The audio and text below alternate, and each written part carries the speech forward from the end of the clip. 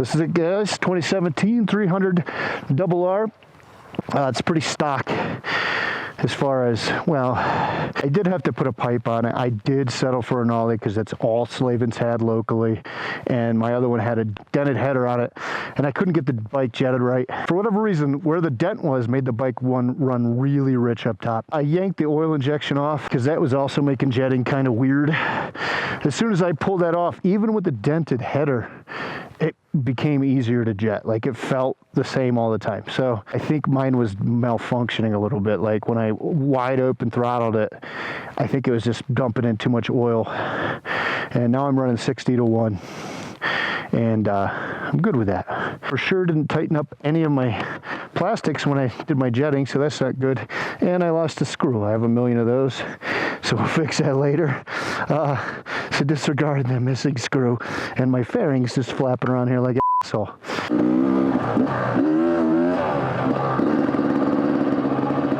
Woo! So yeah, let's talk about not much difference on the low end between this and the cross trainer. It's very familiar. So anybody that's looking at maybe bumping up to a R, it's very familiar. And I think that's probably is a big deal to a lot of people. Whereas you might hop on a K10 and be like, holy crap, this thing's so big. 300 is still pretty small. Or the R is still pretty small. Woo, almost ate that tree. And then there's a death tree. You got to go on the right hand side of it, otherwise it'll grab your handlebars.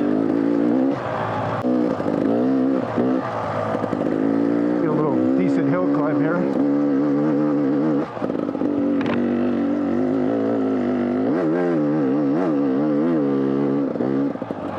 And we're going to go around this corner. We're going to go up here. We're going to wheelie up that rock like a boss. We're going to get a little squirrely.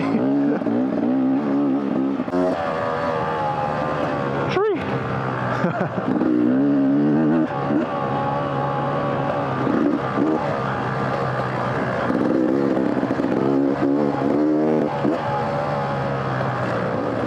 I did end up getting rid of the cross trainer. I picked up this 300 R. I've got about I guess about 20 hours on it now, which is barely enough to do a review, but I can tell you that I liked it right off the bat. R feels very much like a cross trainer as far as familiarity.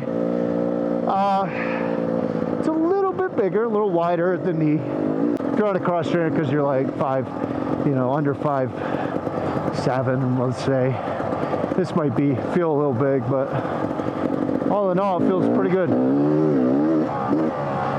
I've ridden some gnarly single track on it.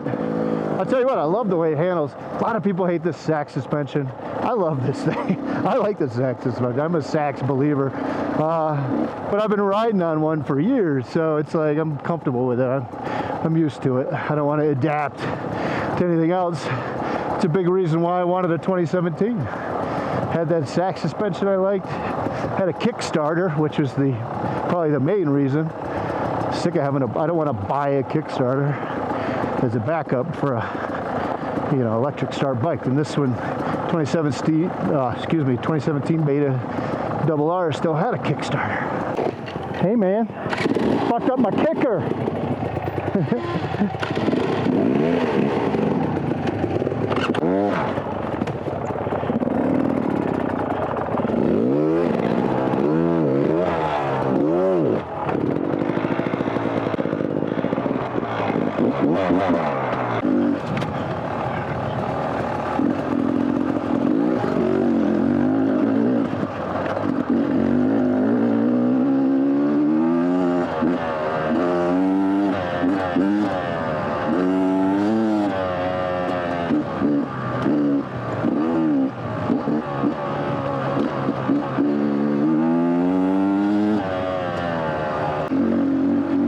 Guys, that's probably it for me today.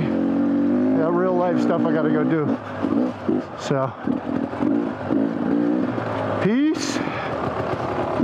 Be with also with you and you and you.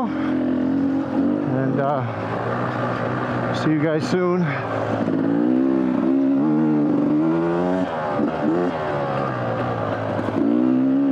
Woo! This is the exit, right? Yeah, sure is. It just looks funny going this way.